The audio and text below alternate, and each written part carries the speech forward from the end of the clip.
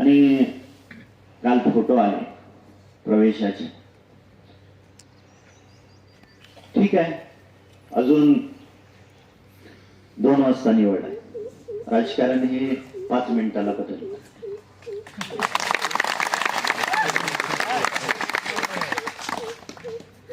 स्वर्गीय आबासाहेबांच्या विचाराने आपण चालत आलेलो आहे.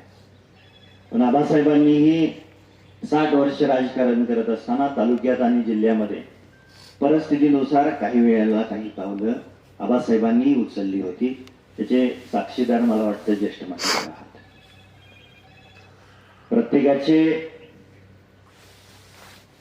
नातं हे प्रत्येक पक्षाच्या नेत्यासोबत असतं आणि आपल्याकडे स्वर्गीय आबासाहेबांचा वारसा असल्या कारणाने माझंही राज्यातल्या प्रत्येक सत्ताधारी पक्षाच्या वरिष्ठ मंडळींशी नातं आहे.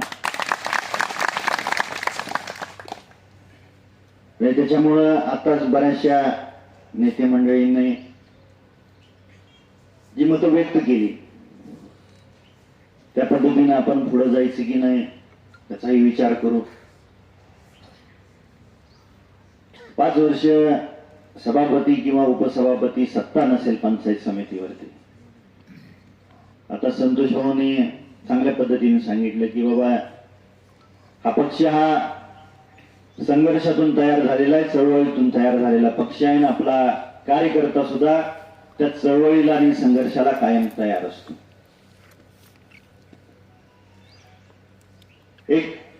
2 परिस्थिती अशा येतील.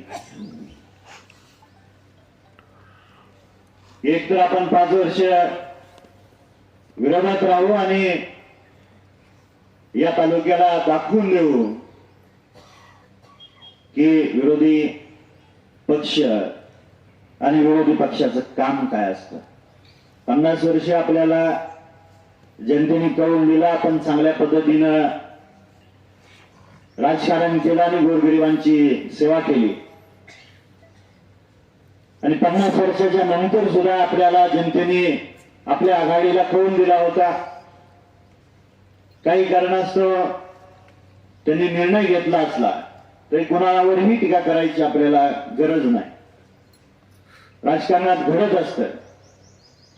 प्रत्येकाने उचललेली पावलं, टाकलेली पावलं हे त्यांच्या परिस्थितीनुसार ती पावलं टाकत असतात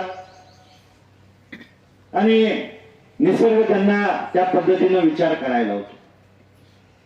ही एक परिस्थिती येऊ शकते आणि दुसरी परिस्थिती ही 2 वाजेपर्यंत तुम्हाला समजेल. त्याच्यामुळे अजिबात घाबरून जाऊ नका. आपल्याकडे आमदारकी आहे आणि आमदारकीच्या जोरावरती आपल्याला या तालुक्यातल्या आणि मतदारसंघातल्या गोरगरिबांची सेवा करता येते.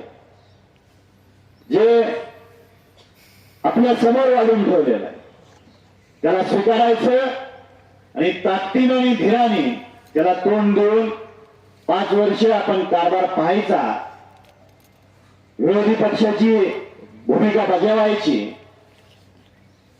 आणि पुढच्या 5 वर्षात आज आपण इतर शपथ घेऊया. केंद्र पार्टी आपली. माझी सर्व कार्यकर्त्यांना आणि पदाधिकाऱ्यांना विनंती आहे, पुढच्या 5 वर्षात मला कोणासोबत युती करायला, आघाडी करायला. ग्रामपंचायतीच्या निवडणुका आहेत, त्या प्रत्येक गावातल्या परिस्थितीनुसार आपण सर्वांना विश्वासात घेऊन त्या निवडणुकीला सामोरे जाऊया.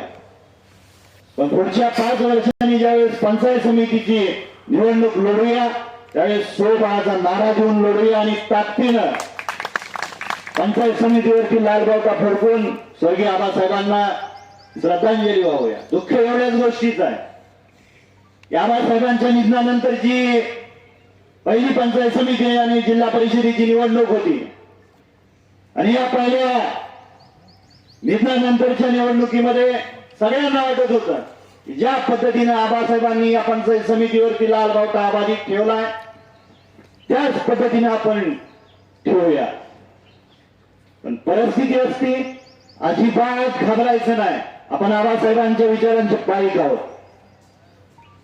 सत्ता नाही म्हणून अजिबात घाबरायचं नाही. आबासाहेबांनी 95 ते 99 पर्यंत आपण विरोधात होतो, 19 ते 24 पर्यंत परत एकदा आपण विरोधात होतो, पण जनतेने आपल्याला कौल दिला. भविष्यकाळात सुद्धा जनता आपल्या पाठीशी राहील हा मला विश्वास आहे आणि तुम्हा सर्वांना विश्वास आहे. आता कमिटीनं आज जायचं.